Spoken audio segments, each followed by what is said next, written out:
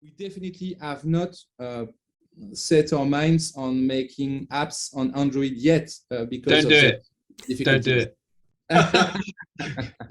it. Seriously, I man. think we're all here to hear your horror stories. Absolutely. All right, Merrick, let's go, man. What you got, bro? Tell us about the horror stories of Android. Yeah, well.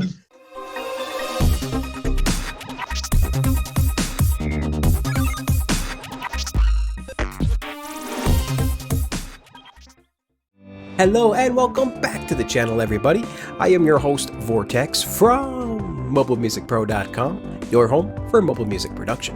And I am super stoked about this month's episode of the Mobile Music Roundtable podcast because we get to hear from the actual developers of some of our very favorite apps. And in fact, one of the panelists, Vinyay from Blease, just dropped a brand new app this week called Omega, which is their brand new FM synthesizer. So if you haven't yet, definitely make sure to check out and support all of these amazing developers from today's podcast. And finally, before we did get started, I just wanted to again thank every single one of today's panelists. Thank you so much for being on the podcast. You all did an amazing job and dropped a bunch of gems and gave us some real insights into what it's like being an app developer. Plus, we actually made it through 3 topics today, which is one more than we usually get to. So I'm definitely super proud of that, and I hope you guys very much enjoy. And so, without further ado, let's get started with the very first Mobile Music Roundtable of 2022, and I hope you enjoy the discussion as much as I did. Hello and welcome back to the Mobile Music Roundtable podcast right here on the Mobile Music Pro YouTube channel. This is episode 4 and we have a fantastic show for you guys today. We're going to be talking with the developers of the community, some of the most prominent developers that are creating some of the most popular apps. So I have a lot of different topics that we're going to go over today. But before we do that, let's just quickly go around the table and introduce everybody. So first, Jam, why don't you tell us who you are and what your app is? Hi, I'm John, the developer of Tonality. A fantastic chord app, guys, giving you tons of different chords, and it's AUV3, so you can really create chord progressions and melodies really easily with that app. So definitely highly recommend that. We'll go around the table again. So we got Bram next. Bram Bose, of course, having a ton of different apps that I use all the time. Bram, how you doing today? Yeah, great. Super excited to be here. And yeah, you may know me from lots of different apps. Maybe from Hammerhead, from way back, maybe from some of my newer apps. Yes. And the Scalar, I use the Scalar app all the time as well, of course. So fantastic. I don't know what I'd do without that. Seriously, Bram, you saved me a lot of embarrassment, man, on the live stream. So thank you for that. Appreciate it, man. Appreciate it. Then we got the next developer on the list we have today is Vinny. I like to call him Vinny, but it's actually pronounced Vinyay, I believe, because he's French. But I'm going to call you Vinny, man. So how you doing today, bro? Yeah, I'm doing fine. Nice to be here. So this is Vianney from Blease. Yes, Vinyay from Blease, and again, tons of awesome apps. Of course, you just had the Omega FM synth drop this week, so if you haven't checked it out, make sure you check that out. This is going to come out next week, but still, definitely make sure you check that out ASAP. Another fantastic synth from Blease. Then finally, on today, we have Merrick on today's show. Merrick from the Koala Sampler. How are you doing today, Merrick? Hello. Yeah, so I'm Merrick. I make Koala Sampler. I wish I could make another app. I just don't have any time. I just work on Koala, like full time. Hey, so, the community appreciates it, man. The community appreciates it. I've got so many more ideas. Yeah. Well, the community definitely appreciates it. The Koala app is just a super popular app, and it has its own community basically in its own right. So there's the weekly beat Koala beat challenge as well. So I definitely recommend everybody check that out as well. I'll probably put a link in the description to that podcast as well, because there's just so many awesome people working with Koala that it's hard to keep track of it all really. So I'll have to throw a link up there. So appreciate that app, man. I of course use it all the time. It has basically it's my go-to chopping app right now at this point. I used to use Segments a little bit more, but now I'm just using Koala a little bit more since you guys went AUV3. So super much thank you for that, sir. All right, guys. So I think we can get right in then to the first topic today. Now, we talked on the last couple of podcasts about stability in the ecosystem and maybe what people feel about that and what their experiences are. But we'll just start with Jam. We'll go around the table here this way first. And Jam, let me ask you.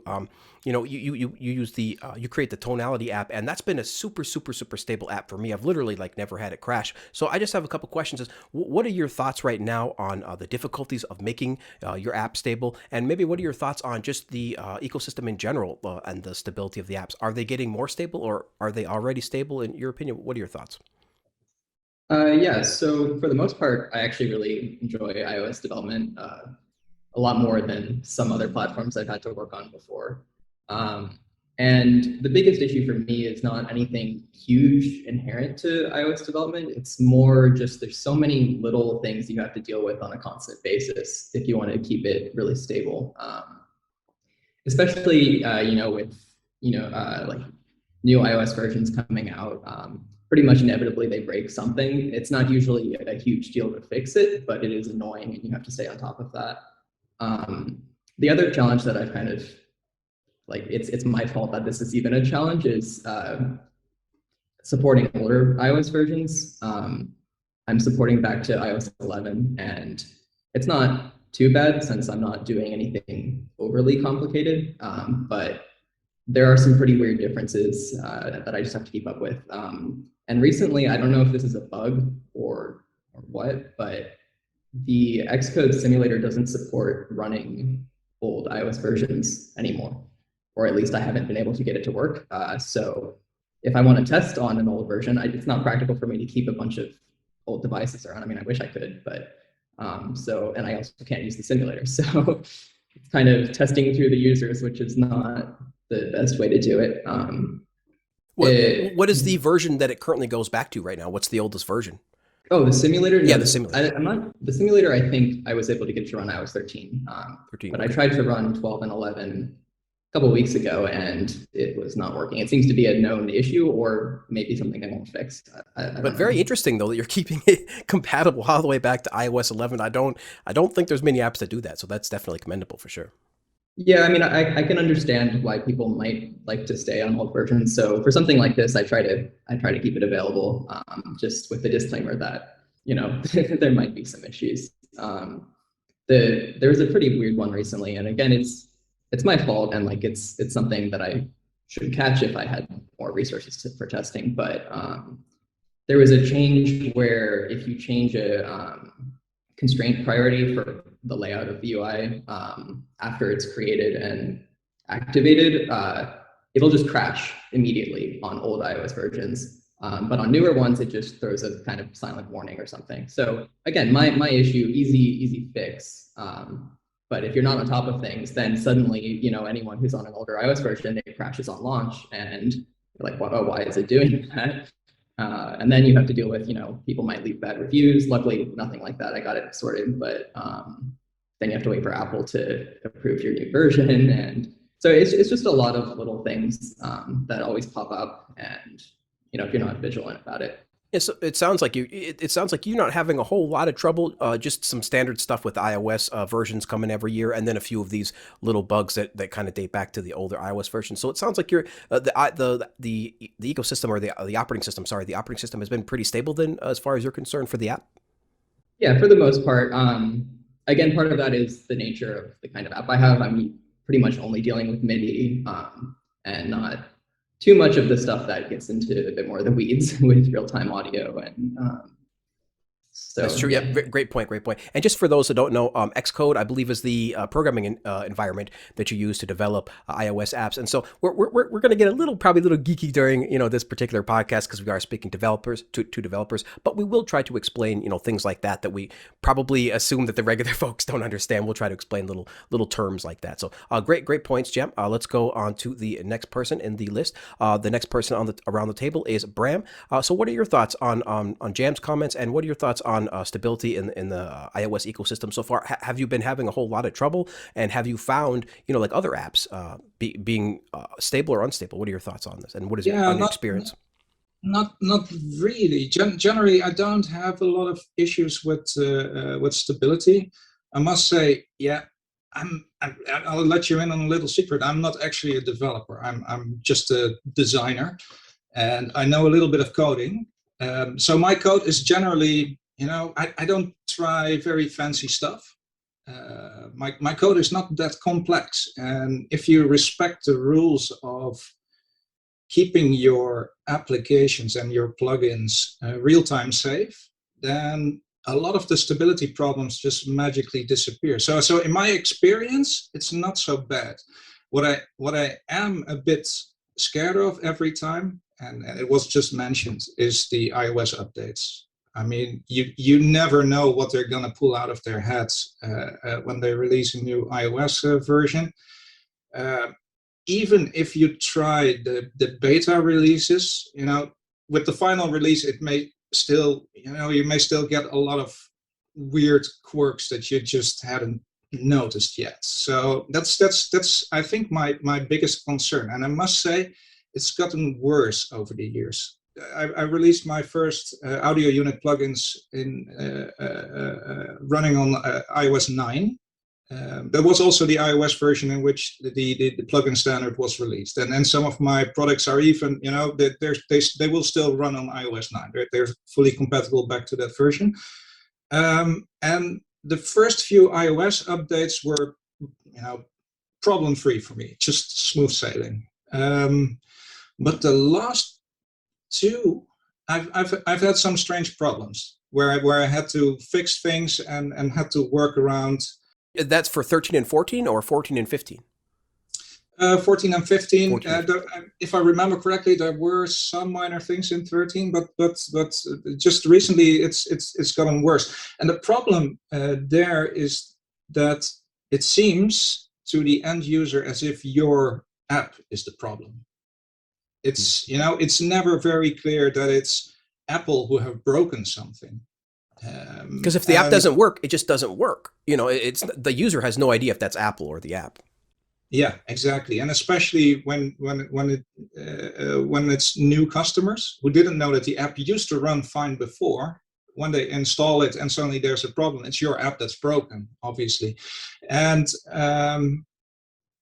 Apple are these invisible guys in the background, and as a developer, you take, you're the first point of contact for customers. So a lot of the complaining and nagging and moaning will end up in your own mailbox, which can be, frustrating. So and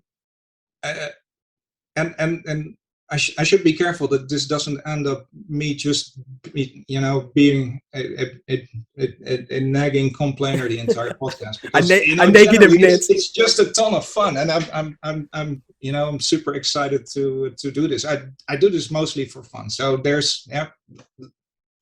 let me be very clear to the viewers. This is very fun, and I encourage you to do it too. Oh, for sure. There are some aspects that can be very frustrating.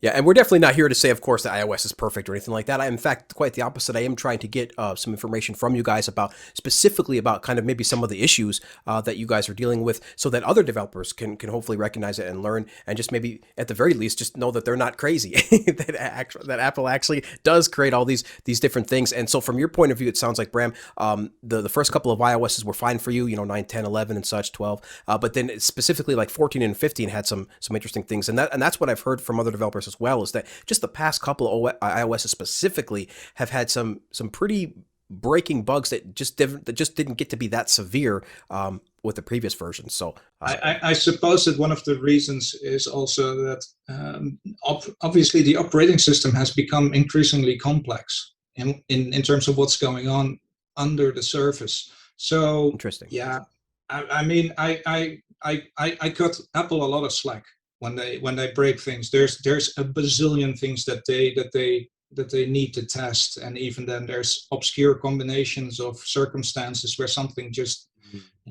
doesn't work the way they intended it to. And since we're in such a complex niche corner of the operating system, that's where we operate, and we're really pushing all these devices to the max, to the limits of what they can do. Stuff will just break. We're the first ones to discover it.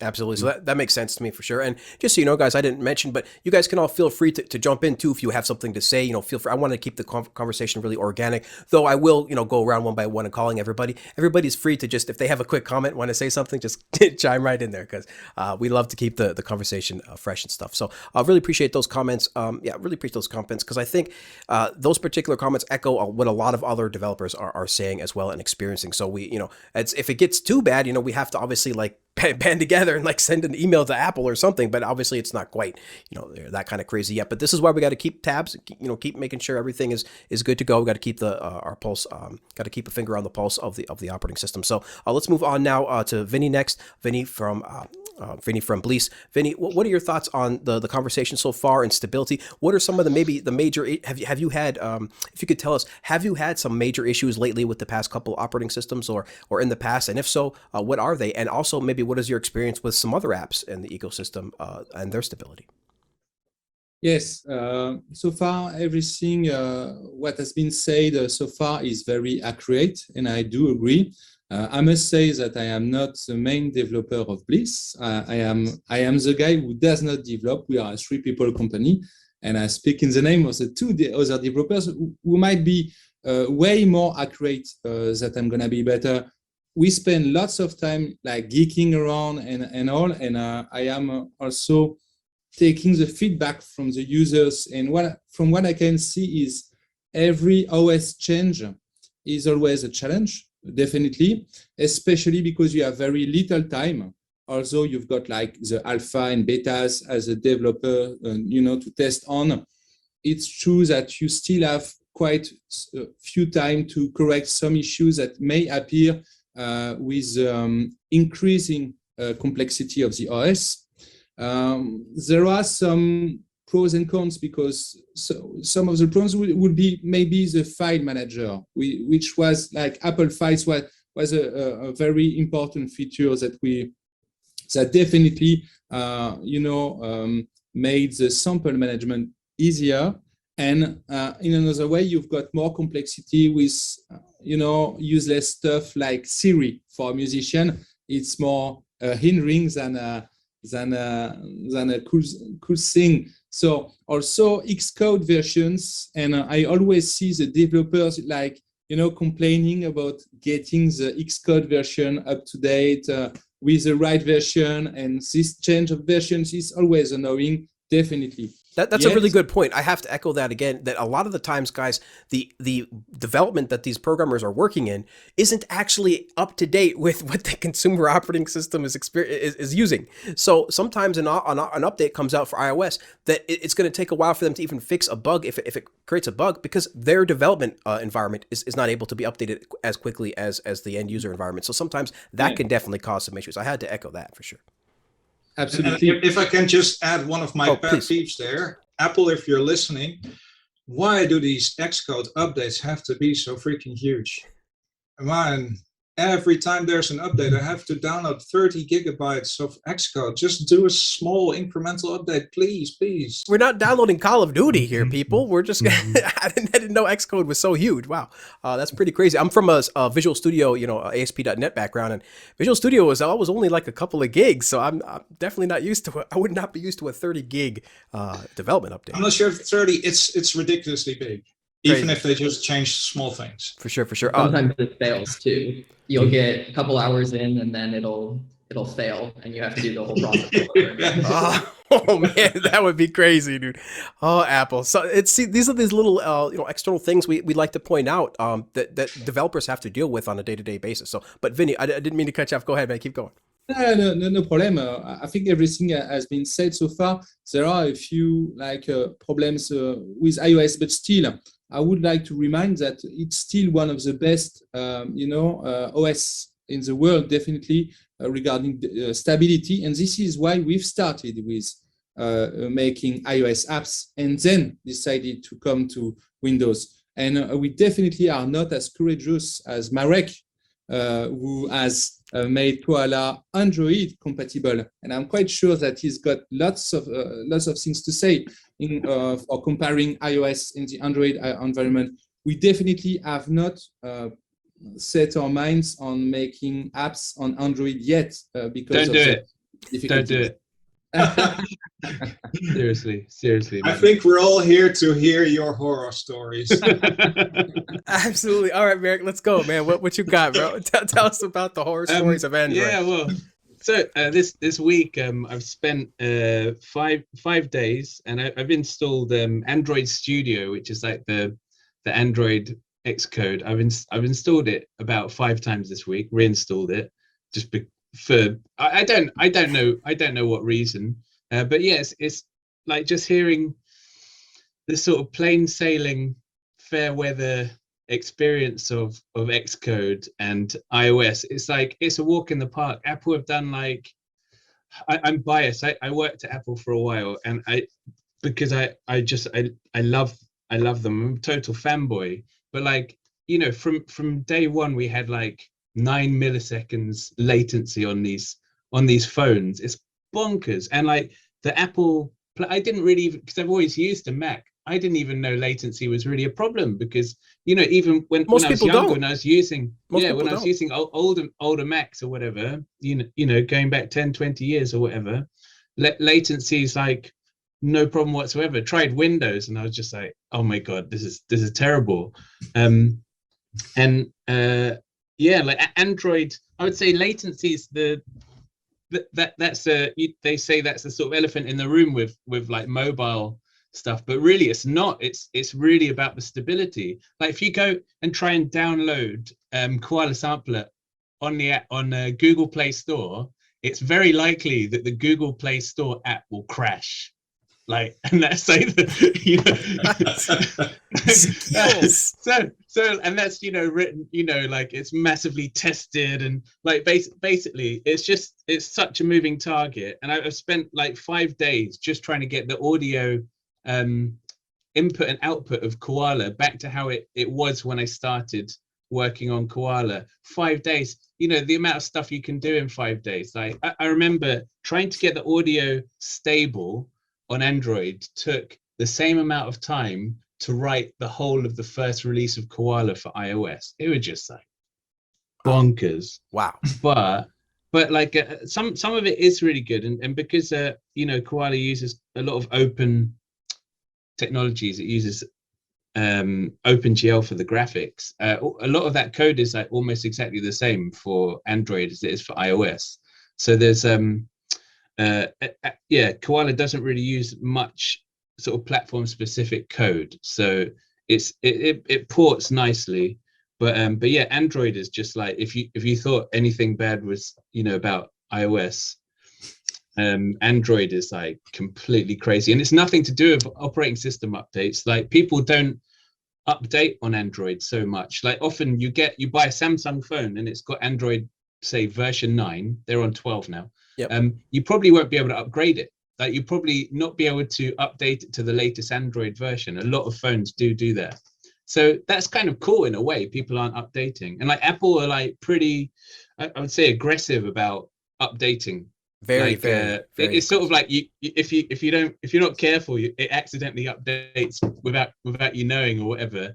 And like that's a very different experience. Like people are very wary, let's say in general, to update their computer to the latest incarnation of macOS, because it's quite clear, you know what's going on. It's never going to jump a version number without you sort of like really explicitly pressing go. And I think that you know, like that's maybe a bigger cause of these problems on iOS, I would say. Like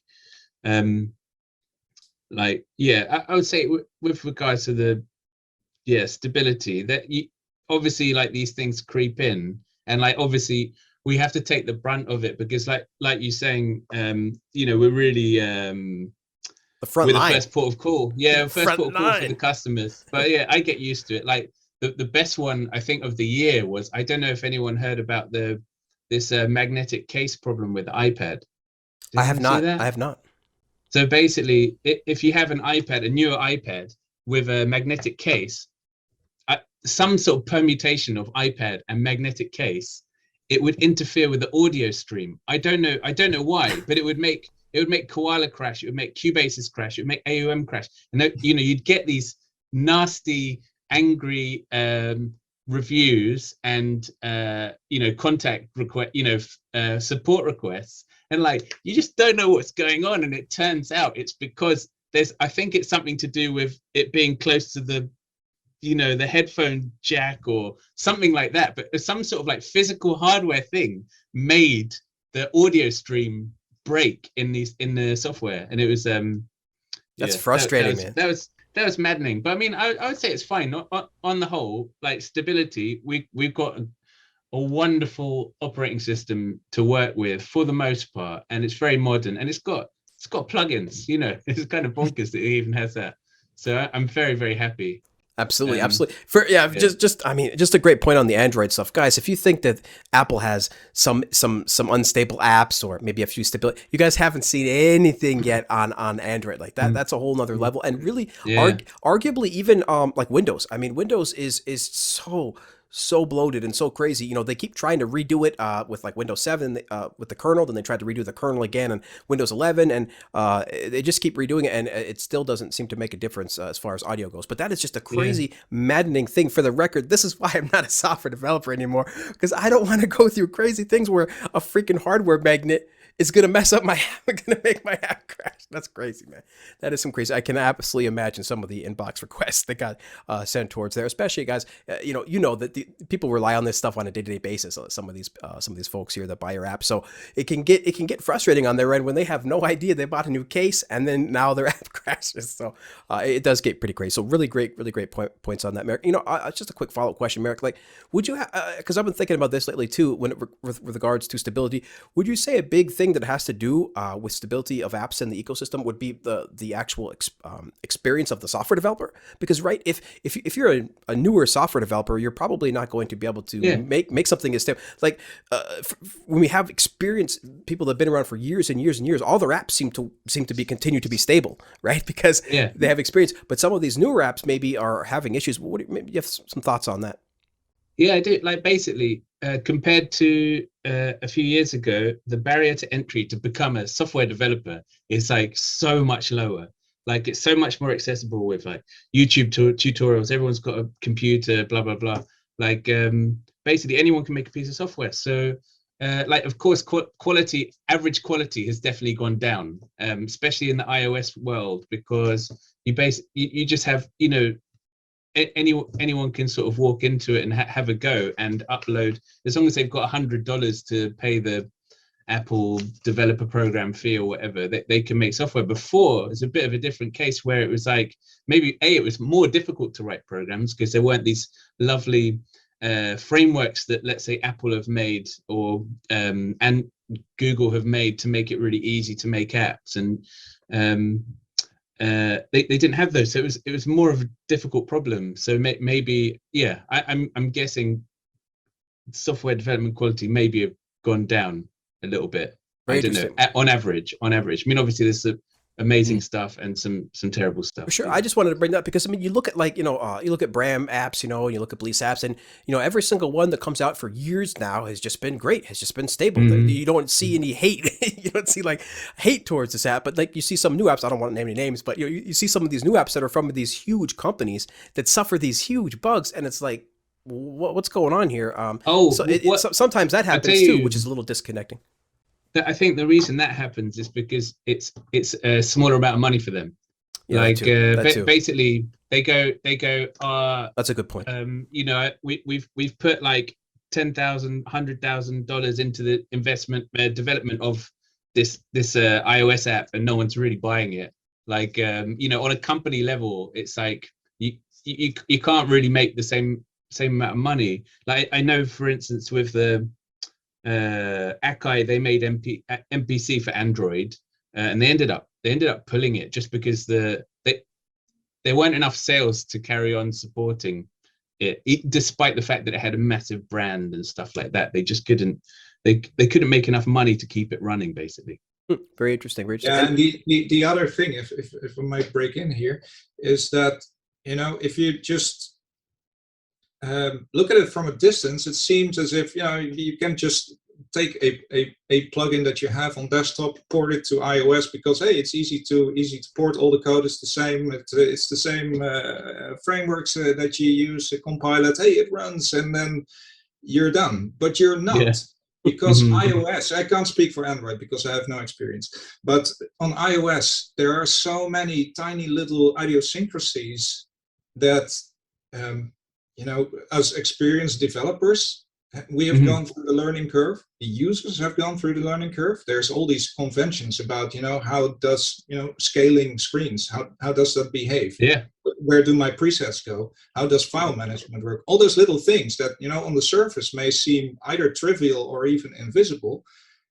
Those are the first things that users will run into when they use your app, and it will feel different from all the plugins that that they know. So all these, if first, and I say this with respect, all these first-timer plugins, they all make the same mistakes, and they have to go through this learning curve that we've been going through. I mean, I've been making audio unit plugins since 2016, so that's over 6 years now.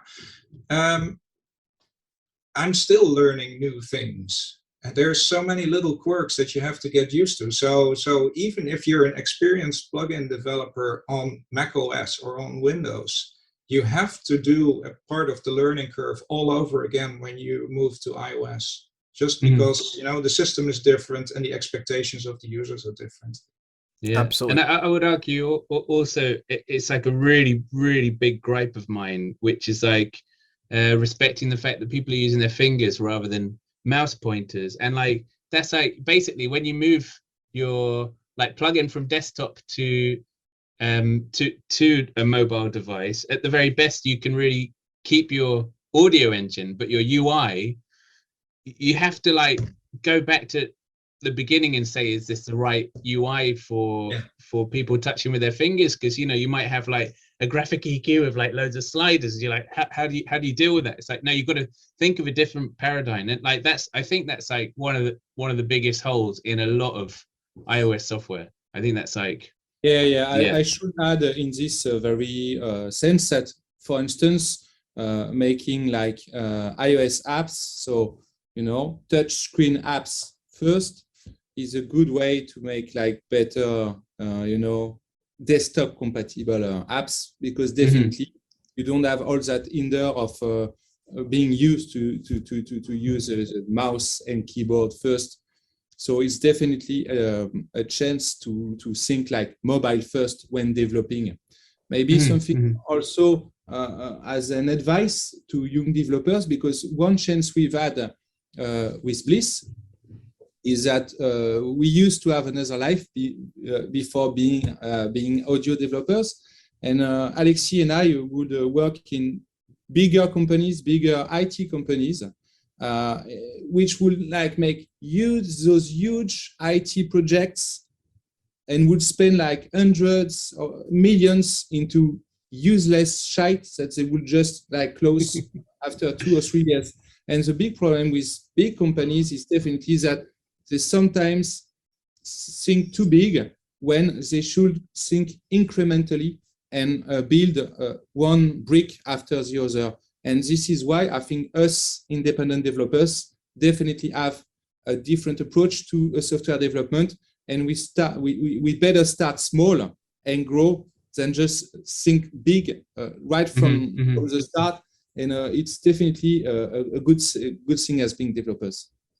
Great points, great points for sure. And just full disclosure, I use keyboard and mouse all the time for your guys' apps, and it works perfectly. So I love the only thing the only thing that I gripe with, with everybody, especially CUBASIS, is I want to use my scroll wheel to scroll up and down menus like presets. Preset menus and stuff like that. That'd be the only thing, but everything works as far as point and click works absolutely beautiful on your guys' apps, and I definitely use that. So I appreciate that for sure. And I think that comes from, like you say, if you just do a touch first mindset, then the mouse is going to be easy because it's basically just like a really small finger.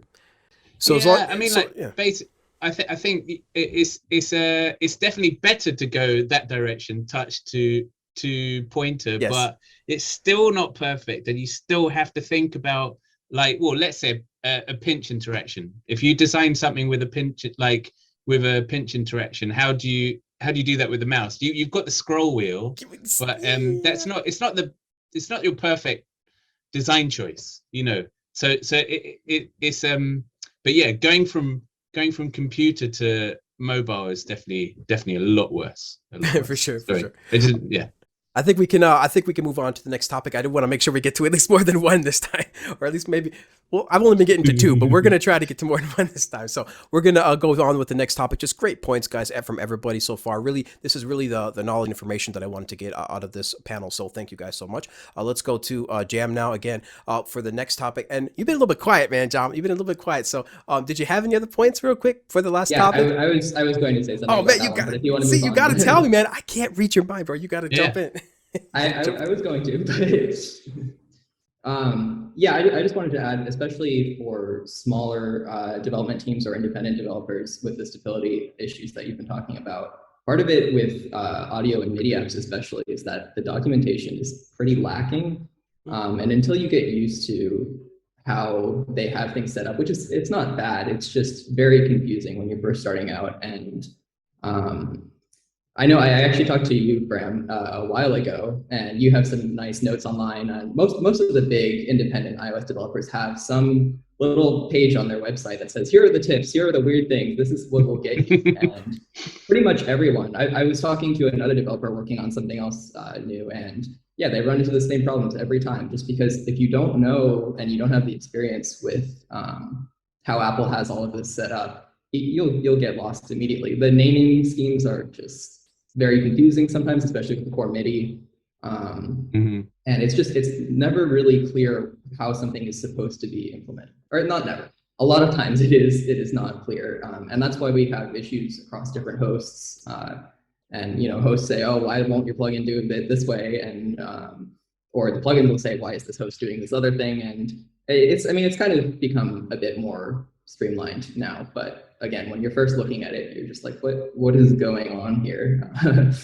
And that's so cool that, you guys do put that information out for other developers, because that's what, if we want this ecosystem to grow, we're going to have to obviously work together. And that's what I've seen so much time and time again, whether it's developers or designers or, just pretty much anybody in the iOS community. We're all just trying to, work together to make this thing big, to make this thing work. And so far, I mean, just the last, 5 years, we've just had light years of progress and speed, I believe. So we're definitely headed in the right direction, but we just thought we still like to bring up these little things that can still maybe be improved over time for sure. So, all right, Jam. So, great point on that. Let's move on to the final or the next topic now.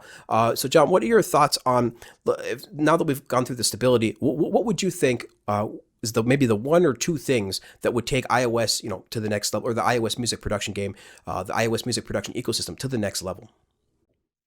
So I know it's been implemented by a lot of apps and plugins, but I'd really like to see more drag and drop between apps with audio and MIDI. And even with Apple's own, like GarageBand, it says that it supports drag and drop with MIDI, but I have not been able to get that to work unless going through a certain file browser, which is not as immediate as I might like. It would be very nice to just drag a MIDI file directly on, or yeah. So that I think most of the independently made plugins or apps I've used are pretty good about drag and drop, but there's always room to have that more, and I think that would bring all of these great apps we have together a bit more. It's great. Great point. Drag and drop, more drag and drop in apps. Absolutely great. Anything else you want to add before we move on to the next person? Yeah, like you were talking about earlier, I think it's pretty unique that it's a touch environment. And towards the beginning of when I started looking at iOS music apps, I saw a lot of cool apps that were taking advantage of that and trying to make instruments or MIDI controllers that really utilize the touchscreen. And I might be wrong. I don't necessarily keep up with everything as much as I could, but I feel like there has been a bit less of that and more just emulating desktop environments recently. So it would be cool to see things that really use the touchscreen to the full ability. Very interesting. Very interesting. I know. I definitely love one thing that was added in iOS 15, which is the ability which is those three dots.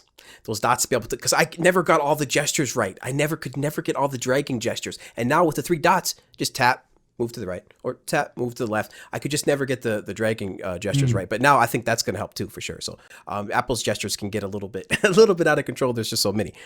But man, great point for sure. Let's go to Bram next. What are your same question too, man? What do you think is going to really take iOS music production, the ecosystem itself, to the next level? That could be hardware, software. What are your thoughts? Yeah. So my thoughts.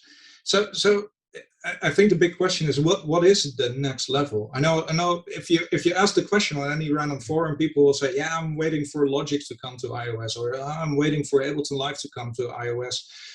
That implies that the next level is moving towards what we all know from desktop. To me, that's not the next level. So it's not what I'm waiting for.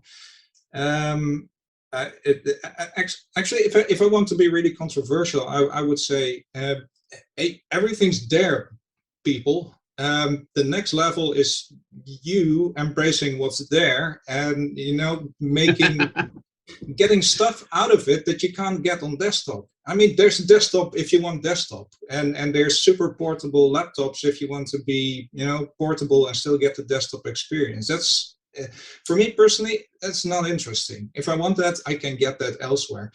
What makes mobile interesting and what lured me into the platform in the first place is that it's new, it's unexplored, it's different. So when I made the first Hammerhead 25 years ago, making music on Windows or on desktop felt a little bit like iOS today. You know, we were I think the VST plugins had just been invented. I'm not even sure, or it was just before. People were. We were at the point that computers and desktop computers were just fast enough to do real-time audio stuff. There was a Rebirth, there was Rubber Duck, there were some trackers, but they were just 4 channels. And people were experimenting with it and playing around with it and trying to see, you know, what suddenly there is something and it feels very powerful, but what is this power? What can I get out of that? And there was a playfulness and an experimentation going on. And I feel the same kind of vibe on mobile music making right now. And that's what makes iOS so intriguing to me. It's not that, you know, it becomes ever more powerful and moves towards what we have on desktop, except I can do it on the bus.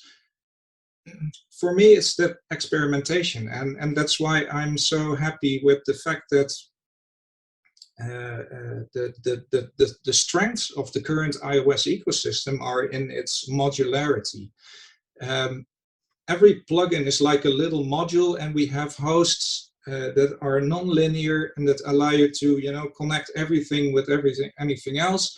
And it's a completely new paradigm of making music. And to me, that's what makes it interesting. So I don't feel that we're being held back by a lack of tools. If anything, maybe Apple should just leave iOS alone for a little bit and not change things. That would be nice. And then we would all, you know, have a stable platform to work on. Just give us 2 years. Just make it twice. Yeah, exactly. There's always stuff. There's always, you know, the stuff that would, you know, would be the oil in the machines to make everything work smoother and better file system. And everybody knows it. It's the usual suspects. But to me, it's, you know, those are just excuses for not fully embracing. Yeah, and I totally agree too, because like a lot of people are thinking that even I like I just want to make the iPad into a desktop, and that's not true. I do want some of the desktop functionality or some of the desktop apps to come to iOS, and I'm super happy when that happens, like all the FabFilter plugins, and maybe one day we can get Contact or something like that. Like that's cool, but that doesn't mean I want to turn the iPad into the desktop. I just want some of those powerful desktop apps available on iPad for sure. I also think that the relative simplicity of iOS forces you to, you know, focus more on whatever music you're making. Like on desktop or something, it's easy to get overwhelmed and, you know, try any one of thousands of different combinations of settings or plugins or whatever. But on iOS, you kind of have to, you know, ignore all that for a bit, pick a few apps and see what happens. Absolutely. You have to get a little dirty, get a little creative. So for sure, great point. Let's move on to Vinny now. Vinny, what are your thoughts on this? What do you think is going to take the iOS music production ecosystem to the next level? Is it going to be software? Is it going to be a new paradigm of apps? Is it going to be more experimentation? What are your thoughts? Well, in terms of software, as everyone said already, it's a different approach. So it's already very interesting already, and they had a few improvements, like the ability to have multi-screens and all. So I would say maybe on the hardware side, what could be interesting is having a more sensitive screen. Just like I can remember when Apple brought 3D touch or Force touch to iPhones, but never brought it to bigger screens such as iPads. And maybe we could hope for even more sensitive devices that could reach even better MP expressiveness as instruments. I mean, MP is already very interesting on the iPad, but maybe could go even further, especially regarding velocity and all the feel and physical feel of making music with a machine. For instance, the experience with the iPad is closer to hardware, music making stuff than point and click and keyboard stuff. So there is something which is more sensual, if I may say, when using iPad. So maybe increasing the thing you've got with your skin on the screen could definitely be an improvement on the hardware side. Another idea that Alexi, one of the Bliss developer, told me is that why not adding a second USB-C port? Why? Because when he plays live, it's always an issue to get that dongle and clagnut stuff, linked to a USB hub, and on which you can then add your controllers and all. So maybe it could be very interesting to have a second USB or a third USB-C port. Yeah, I think they would probably sooner take it away than put another one on. Yeah, absolutely. Absolutely. I think if you look at the graph of number of ports, quiet, Merrick. If they take away the USB next, I'm gonna blame you, bro. It was my idea to take the headphone jack off when I was there. So. Yeah. So even now, when people ask me which iPad I should buy, I definitely always tell them they should get the ones with headphones jacks because it's better experience for latency, definitely. So maybe a second USB port. And also I'm very, very interested into what could become AR stuff, because maybe it could bring a new dimension, maybe in the future. Absolutely. I'm very curious about what Apple could bring in terms of synergies between the iPad and the soon-to-be Apple glasses. Maybe there are new, capabilities that we as software developers could think of in terms of expressivity and interaction between the man and the machine, definitely. Absolutely. You could do there's all sorts of possibilities with AR, and if you get the right sensors, can start detecting your hand movements. It can get very, very interesting to be able to control instruments like that. So great points, Vinny, great points. Let's go finally now on to Merrick. What are your thoughts, man, on this? What do you think software, hardware, or whatever stability, what do you think is going to take iOS music production to the next level? I was just going to say something about the AR. I was just thinking about please. it. One thing that sort of frustrates me about AR is that with regards to making music, is it would be great for like atmospheric things where you can wave your hands, but the thing is, the things in AR aren't actually solid. So if you want to like play the drums, you're like hitting nothing. And I did like 10 years ago, did this experiment where I used a 3D camera, like a Kinect, they're called Microsoft Kinect, and some drumsticks to try and make air drums. And I thought it would be really cool. And I was like, I spent a day on it and then realized it was rubbish because you don't get to hit anything. And that's like most of the fun of playing the drums. And also it's part of, when you play the drums, it's important that the stick bounces back off the skin. Absolutely. So you can hit the drum again, like was it called like the action or something like that? The drum, ghost notes as well. Sure. So I just thought that was interesting. And I like, when I think of AR plus music, it's like a big design challenge. I'm definitely interested in it. I would say in terms of like the future, or like what's going to sort of take it to the next level, I still think it's like in this design space. I think like that right now with iPads and iPhones and stuff, there's all the power you could possibly want from a music making machine. If you take just the fact that iPad Pro's got an M1 chip in it, that's the same as a desktop. That's like compared to like my 80 megahertz max 7600 or whatever, you know, like what it can do, it's like absolutely insane. I think the real big problem is like good interfaces for small screens, and that's a design problem. And when CUBASIS is a really good example of like the way not to do it. Like, I mean, it looks really cool and it's really cool you can have it, but it's very much a mouse interface. Maybe it works well with the Apple Pencil, but like, everything's really small and it's really hard to interact with it. I think if Ableton did come out with some sort of DAW, they would get the design right, and I would be really excited just to see how they think about it. And I think like GarageBand is a little bit of the way that, and I think, you know, Apple really got a lot of it right in terms of working out how to use the screen effectively, so you're not like sort of trying to jam everything in. But I mean, there's still like big problems, and I think it's just because it's like a really difficult design problem that they haven't solved it. So I think like that's, yeah, maybe that's where a lot of the innovation could be, is just in UI, like cracking the UI problem.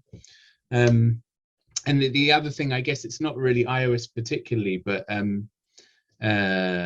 basically using web technologies to make UIs, I think will be a really big thing. Very interesting. You mean like within the browser, you mean, or? Could be, yeah, could be. I think like basically some plugins and apps, like even Koala could almost conceivably run in a web page, and that's like a really interesting thing, just to go to a website and like make some music. It sort of demeans it in a way. Like I was just thinking how, you know, there's a stigma about iOS music for a lot of people, you know, like this whole like it's just a toy, you know, an iPhone. Yeah, exactly. And if you go all the way to a website and say like, okay, I'm going to make a professional track with a website, that's like the ultimate thing. That's like where mobile music people would turn their nose up at website. But like that's what makes it kind of exciting for me, and also makes it sort of extremely accessible. And I was talking a little bit about I find it really interesting, like how a phone sort of lowers the barrier of entry for making music to so many people. Like there's so many people who've never had a computer and went straight to smartphone. And there's, you know, like I think I was looking at a statistic the other day in Nigeria, they've got something like 50% internet penetration. So 50% of the population have got access to the internet. I'm guessing that's through phones. So they've got, like, you know, with Android phones, probably. That's one thing I'm really interested with Android. Like they could actually be making music if they wanted to. I mean, they have that possibility, and that's really cool. And to be able to give them a powerful tool to do it, that's also really exciting. So I guess one thing about sort of taking it to the next level is maybe taking it to a level where it's more mainstream and there's like more people doing it. And I think part of that is the interface. Okay, I've had enough. Well, great points, man. It is kind of crazy how far internet music production has actually come, like web browser based music production. You can go to websites like soundtrap.com, and some other ones that they have, like, there's like a half a dozen now, relatively professional level music production DAWs within the browser. So that's a very interesting point. Very cool stuff. I find that extremely hilarious, though, that even computer people turn their nose up at iOS, and iOS would turn their nose up at browsers. There's always somebody turning their nose up at somebody, and we got to stop that. But that's definitely. But I mean, that's a sort of case in point. Like I think that's what I'm actually working on one project at the moment, which is with a manufacturer of some hardware, replicating some of their hardware in a browser. There's several reasons for doing it, but like I just think it would be really funny. Like people think of hardware as being like stable and reliable, but actually like every bit of hardware has got a bit of software underneath it. It's not, it's like it's only as stable as the developer will make it. Like you know, I've got like Electron Digitact or whatever. It's like it's running some software. I've had arguments with this on forums and stuff before, but people are hilarious. They're like, yeah, but my hardware never crashes. I'm like, really? How long have you left it out? Have you ever what if you left it out in the rain, or what if you had it for a few years and like one of the or spilled something on it? I mean, a million things can go wrong with hardware as well as software. So I thought that was an interesting point that some people try to make. They're like thinking they're clever. They're like, yeah, but I only use hardware, so everything is stable. That's not true. Of course, there's nothing wrong with only using hardware, but I guarantee you'll still have stability issues because all that hardware has got some type of software and a million little computer bits, little computer chips, motherboards, and things that can all fry out, rust and so on and so forth. So I guess, but like, I guess the only thing is, like, when you run something on a computer, then the operating system can make your software crash, and that's like an unknown quantity or whatever. Absolutely, and that's especially on the Android. Absolutely, yeah. Oh God, especially on the Android. But that's part of what I wanted to bring out with the discussion today, because it does sound like that the actual operating system of iOS for the most part is pretty good. There's some little quirks, but it's for the most part getting better. So great. I think I'll just add my little thing that would probably take it to the next level. And all my ideas are hardware though, and they seem to be all like future. I watch too much sci-fi, I think is what it is. But here's my couple of my ideas. One thing is a folding phone, so a folding tablet. So if we could get some iPads with some bigger screens, but then able to be folded, I think that could provide some interesting stuff that could possibly take things to the next level. And then the next thing is some kind of glass that can actually morph to have bumps, to have some kind of physical tactile ability to be able to, so you can actually physically see, because there's been tests for this kind of stuff for years and years. Google's been doing tests and Apple's been doing tests. So the technology actually exists to take a screen and actually run electromagnetic signals through it and create an actual physical bump and a physical surface that you can actually touch. So maybe that could take it to the next level. But all these ideas for me, I think, are a little bit like 5-10 years down the road. Your guys' ideas are much better. You can create haptics from even thin air. I've even seen prototypes where just using air could be enough just to create that kind of morphing you are talking about. It's very interesting. Also, I was thinking about a bigger screen.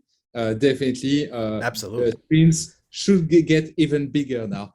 I'm hoping like either this year or the next year, iPad does actually release another version, because I that is a growing concern. Like same with people myself that use iPad every day that don't really travel with it. I would love it to be even bigger, to have even more surface area, because obviously text can get pretty small. Even on a 12.9 inch iPad, text can get pretty freaking small. So the bigger the iPad, the better for me. I'm on board with that. But all right, great points, guys, from everybody. I think we're going to do one last topic. We'll try to be pretty fast here before we get out of your guys' hair. But let's go ahead and try that. So we're going to go around the other side of the table. This time we'll start with Merrick and end with Jam. But first, Merrick, what are your thoughts on the recent Apple taking 30% case, Apple versus Epic case? Because what kind of for those that know what happened was that Epic was actually suing Apple to be able to use their own payment method, their own payment system on Apple, so that Apple couldn't take that 30% cut. And they've recently settled, and now Apple has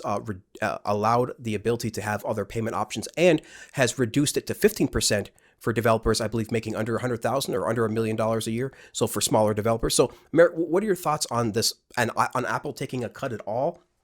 Because it does seem to be pretty standard. Like you have Steam, the video game platform that takes 30% as well. So what are your thoughts maybe on Apple specifically, like taking this and maybe in general, these platforms taking this big a percentage? What are your thoughts? Well, first of all, I'm biased because I like Apple quite a lot. But first, we're all going to be biased towards Apple. yeah, sure. But basically, there's no piracy. As far as I know, there's like very little piracy. At least I know, even on Android, like Huawei started selling. Someone uploaded a cracked version of the Android version of Koala to the Huawei store and was selling it for $4, exactly the same price as I was selling it for. It's really suspicious. But basically, they create a system where there's virtually no piracy, which is insane for music app developer or music plugin developer, because that's like, it's a massive problem for desktop developers. Like there are options and they're costly. You have like the iLock situation or stuff like that. But Apple have managed to make a system that's locked down and creates an economy and a marketplace that can sustain itself. So I'm personally happy to pay Apple 15% cut for that. I guess if I was paying 30, and I was paying 30 before, it was less cool, but at least the system was there. And I don't know, I definitely couldn't make Koala if I was getting paid for every 3 copy, for every 10 copies in use, or for every 100 copies that are in use.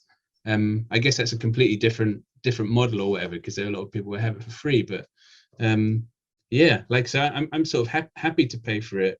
I think yeah, maybe the situation's a little bit different for other companies where, you know, there's like a subscription going on or something like that, where, you know, it's sort of this tax. But yeah, I guess I'm not in that situation. I'm grateful that there's a system that I can basically afford to make a fun app for some people. And that's a great point too, because Apple does allow you to kind of plug in. You know, you pay you pay the fee and you're into their environment. So that having such a low barrier to entry is very interesting as well. So yes, they take that 15%, but I mean, you have access to an unprecedentedly huge marketplace that you may not have had before. So it sounds like for smaller developers like yourself that you're pretty happy paying that 15% for the amount that Apple gives you back, for the amount of value that Apple gives you back. It sounds like you're pretty happy right now. Yeah, okay. I would say. I mean, obviously, I'd rather keep all the money. Of course, we all want all the money, but great points, man. Great points. Let's move on to Vinny now, going around the table. Vinny, what are your thoughts maybe on the Apple Epic case, Apple versus Epic case, or more specifically, what are your thoughts on the changes from 30% down to 15%, and is it an issue for you? Well, no, it's a good thing, and it made a huge difference for us as independent developers to see that cut going down from 30 to 15% for smaller independent developers like ourselves, and it made a difference. So I'm very happy with this, considering the service which is brought by Apple. You know, the search engine of the App Store, the fact that there are more and more users. So it's a good opportunity to reach more people. But this our dependency to Apple also pushed us towards other things, such as setting our own shop on bliss.com and being able to sell you know, Mac and Windows apps from ourselves without any distributors is definitely also a big step for us to become even more independent from because if tomorrow Apple changes its policy, we'll be forced to follow it up. So it's also a good thing to keep in mind that maybe having different channels is also a thing to keep in mind. But still, it was a great move for Apple to move from 30 to 15%, because obviously they don't make most of their money from independent developers, but from bigger subscription-based companies. Yep, great points. Let me just a quick follow-up from Merrick real quick. Do you think 30% was too much and 15% is good, or were you happy with 30% as well?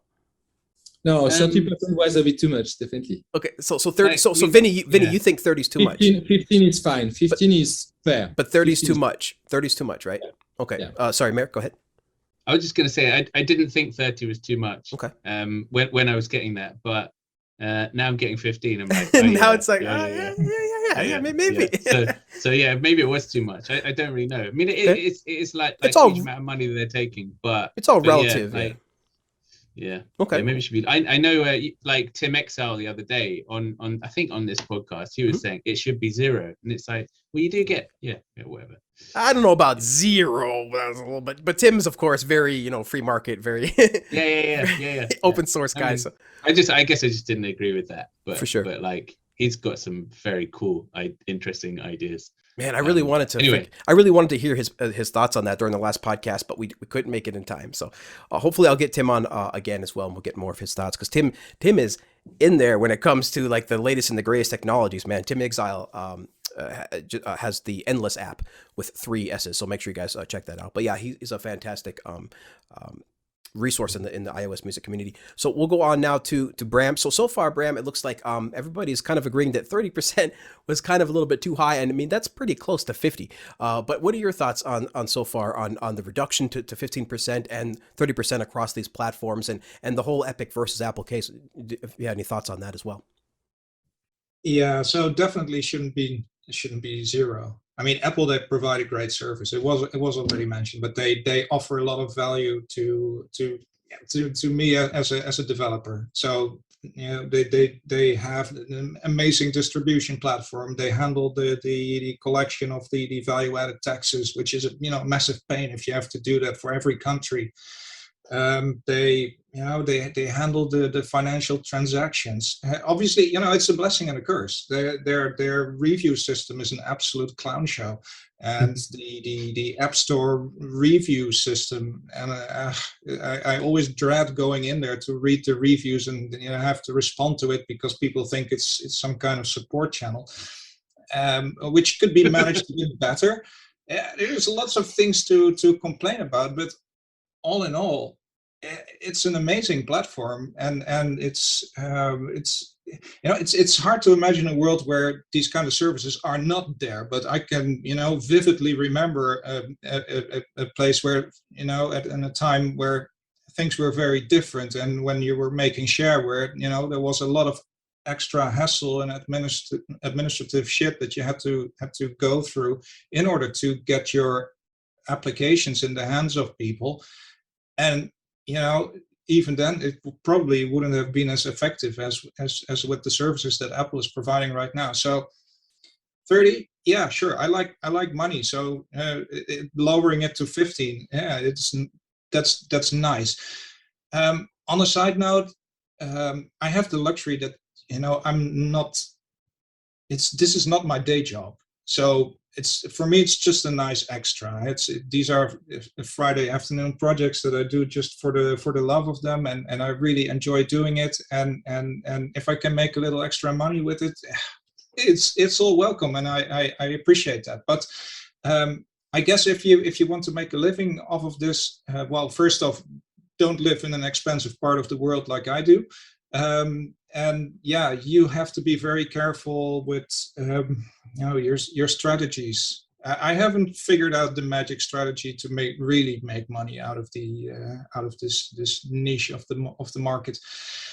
But yeah, so take it with a grain of salt what I say, because I don't have to live off of this. But I appreciate them lowering the rates to 15%, and that's peanuts compared to how much I have to pay of what's left to the tax services here in the Netherlands. So if you cross away the cons and the pros, bottom line is that it's great. They're doing a great thing. Absolutely, absolutely. So great points, Bram. Great points. We'll move on finally now to John and your thoughts on this. What do you think, man, on the conversation so far, and 15 and 30%, and maybe if you can comment on the Apple versus Epic case, if you have anything to say on that as well. Go ahead. Yeah, I mean, very much agreed with Bram here. I'm also doing this as just kind of a side project for fun, and in that sense, yeah, I'm of course glad it's 15% now. Any reduction is great. From looking at a more like sustainable development perspective, it's definitely just another issue on top of the already kind of ridiculous expectations for iOS app prices. Because I mean, it is kind of ridiculous. Like I've had people tell me that back when Tonality was like, I think $4.99 or something, they're saying, oh, this is too expensive. And I'm like, I'm giving you free updates for, however long indefinitely. And, a bunch of audio unit plugins, all this stuff. You can afford $5 for that, or, just don't get it. So there's definitely a kind of weird expectation around iOS pricing. But I was just going to say another funny thing that again, I'm just doing this for fun. And so every year I put Tonality for free on World Music Day. And this just gives you an idea of kind of the landscape of the App Store. I got tens of thousands of downloads just in that one day. A single review, and the review was 1 star, and it was saying, glad it's free, doesn't work in GarageBand, because GarageBand doesn't support MIDI audio units. So, I mean, there's just, it's difficult to make it as a single developer with the current, landscape of everything. But yeah, I mean, of course, I'm glad it's 15%, and I do realize that some cut is, fair on Apple's part. It is kind of in a ridiculous state right now. We spoke about it during the last podcast. For those that that listened to that, you heard, I mean, Jordan Rudess, he released an app. It was $1 or $2 on iOS and $200 on desktop. And you're just like, but, and he did that because he just simply had no choice. That was the expectations. But now I think, we're getting the word out. We're getting, more mature as an ecosystem. The apps are getting, better and better. And I think it's time to start increasing the app prices there, even if it's just a little bit, even if it's a bump by $5 this year, and then maybe $5 in a year or two, something. We got to do something because the apps are just too cheap. Not even Koala's like $4. Oh my God, guys, no, that needs to be a $20 app, dude. That is a freaking amazing app. If anything, like, you could do like maybe like a free version and then do the in-app purchase of $20 or something. Just something, guys, something. You got to get your app prices up there. But oh, I was just going to say, adding to that in the pricing models, I'd really like to see Apple support natively through the App Store free trials of paid apps, because I think that would improve a lot of this. A lot of these issues could be solved just by letting someone download an app for a limited time, built into the App Store, and then buy it if they'd like to. But yeah, absolutely. Merrick, you had something? Oh yeah, that was it. Like the price elasticity thing. Like if I change the price of Koala, if I put it up, less people buy it. And it's like, I think Michael from AudioBuzz was saying the same thing. Yeah, he said that last I have exactly the same thing. Like if I put it, if I put it up by 5 times, I'll get 5 times less sales. I know that. So I might as well just get more people to have it. I'd rather more people to have it, because the market seems to be infinite. Like the market just seems to be growing. So it's not a problem. But yeah, like I think that the sort of options for pricing, I think maybe Apple, maybe they just know that what they have is totally fine, because obviously, like, if they could work out a way of changing the pricing model so they would make more money, they would do that, right? Of course they want more money, and they've got loads and loads of experts trying to work out how to make more money out of people. So like what I'm like skeptical a little bit about, if they had other models, like a sort of try before you buy sort of thing. But maybe I think we're just going to have to deal with this paradigm right now, where you're going to have proper apps that are really, really good and that want to charge a decent price, and then you're just going to have a whole bunch of 99-cent crap. I think that's just kind of it's just going to how we're going to have to deal with it going forward. There's just going to be like 2 different kinds of quality of apps, I guess. If I can say something, Brad, that I'm maybe a tiny bit worried about, is that Apple likes to do things as a service, everything as a service, and they're already experimenting with making gaming as a service. So you have this Apple Arcade where it's like pay fixed price and eat all you can eat buffet of games. Sometimes I worry that they want to move the entire App Store to such a model, and interesting. Then that would be interesting, because we're really in a hot mess if you're in a niche market. I mean, you see what happens on Spotify with a very similar model. Absolutely. If you're in a niche, you're screwed. If you're the super popular top star, which is mostly social media platforms and games, those all make money.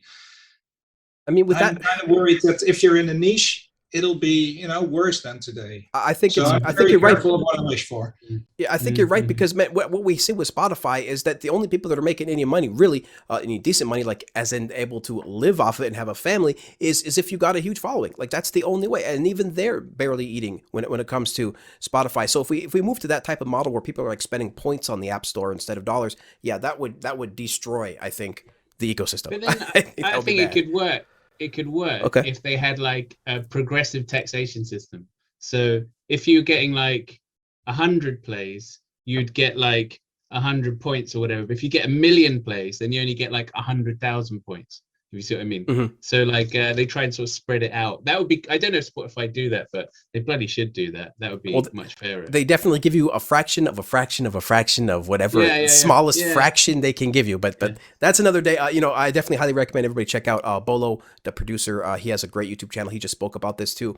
Had some great industry leading producers on there that were a little bit older that remember the old days before streaming and comparing the models. And oh my God, off a gold record. Oh my God, the producer and artist was making bazillions of dollars. And now today you can go multi-platinum on streaming and do okay. Like it's night and day. But definitely follow Bolo the producer, for that. But I think we can end it here, guys. Great conversation. I don't want to keep you guys forever all on a Friday. I know you guys are all busy and got stuff to do. So let's go ahead and move on to the outro. So we'll go with John first. Where can we find out more about you, sir? Well, I mean, I have my website for Tonality. I have a whole bunch of contact information in there. There's a Discord where I'm happy to answer questions. And, I'm just doing this for education and for fun. And so I'll answer music theory questions or whatever on there. And of course, I'm also very active on the Audiobus forum. And stay tuned for Pianogram, which should come out, hopefully in the next year or so. Rock and roll. And what was the website URL one more time for Tonality? Tonality-app.com. Tonality-app.com. People download it. It's freaking the price of a cup of coffee because John won't raise the prices because then people won't download it. But you got to go check it out. Support these developers, guys. These app prices are just crazy low, and the quality that you're getting from these apps are amazing. So make sure you support them, and especially Tonality. So thank you, John, so much for being here, man. I appreciate it. Super appreciate it, man. Let's go with Bram. Bram, where can we find out more about you, sir? Just mention my name in the usual places and I will magically show up. He's magic, folks. He's magic. Twitter, Audiobus forum, he's all over. But Brad, what's the website, man? What's the URL? Yeah, so my website is mostly for downloading manuals for my apps, but it's on ruismaker.com. But I guess if you type my name into Google, you'll find plenty of places where you can contact me. For sure. Do you have is the URL brambos.com or? No, I used to have that one. Don't go there now because when I sort of abandoned it, I think it's a porn site now. So please don't go there. do not go to brambos.com. And then seriously, I don't own it anymore. I have no idea what's on there. But last time I looked, it was NSFW. Actually, yeah, so my URL is ruismaker.com. So that's ruismaker.com. And I guess the American pronunciation would be Ruismaker or whatever. Ruismaker, I spelled that RUISMAKER. It's a Dutch word. Translated, it means noisemaker. There you go. So just Google that, Google Brambos, and you will find all of his work. Thank you so much, man, for being on the show today. I super appreciate it. Let's go to Vinny. Vinny, sir, just dropped a brand new app this week, the FM Synth Omega. Where can we find out more about you, Vinny? Well, you can go to bliss.com. It's just like porn, but for musicians. It's just like porn, but better for musicians. But it's spelled so BLEASS. So if you see what I mean. But definitely you can subscribe to the newsletter. We've got plenty of new apps coming in 2022 for both desktop and iOS. Absolutely awesome stuff, guys. brambos.com. Go there. It's not porn, but it's better than porn. And then finally, Merrick, man. You're mixing it up. No. Go to bliss.com. Oh, Bliss. Did I say Brambo? B-L-E. Oh, my God. BLEASS.com, guys. Bliss.com. BLEASS.com. I'm getting everybody mixed up. But go there. It is an amazing site. In fact, I have to give you props, dude. As a web designer, I got to say, Bliss.com looks really good. I mean, you got it looks good in every viewport, whether it's mobile or desktop. The design is good. The CSS, it's beautiful, man. It's a beautiful site. So definitely nice. Thank you very much. It has quite room for improvement, but still, thank you very much. Bliss.com. All right, and finally, my man Merrick, where can we find out more about you and the amazing Koala Sampler app, sir? Just to be absolutely clear, to clear up any confusion, go to brambos.com. to find out about anything to do with Koala Sampler. I'm just on it now. It's pretty good. I recommend it. But yeah, koalasampler.com or search Koala Sampler in Google or preferably in the App Store. And then there's like a little buy button that will take you straight to the website. And on the Google Play Store, obviously. Yeah, just type Koala Sampler, you'll find it. There's like Discord, Twitter. There's a really good private Facebook group, the official one. And yeah, that's it. Awesome. Thank you very much for having me, by the way. You bet, man. Really Awesome. fun. You said it was koala-sampler.com or Koala Sampler? Oh no, just Koala Sampler, all one word. Yeah, KoalaSampler.com, folks. Make sure you download it, check it out. Get all these guys' apps. They're all super cheap. It's free on the Mac as well, by the way. So oh man, no excuses, guys. No excuses. So definitely check out and support these developers. They have a lot more planned for 2022. And again, of course, check out MobileMusicPro.com. Tons of stuff on there for producers as well. Sample packs, MIDI packs, guides, and all that good stuff. So thank you guys again so much for joining us. Really, really super appreciate it. Make sure you check out everybody's links. And until next time, keep talking music, guys. And we'll see you later. Bye-bye. Bye.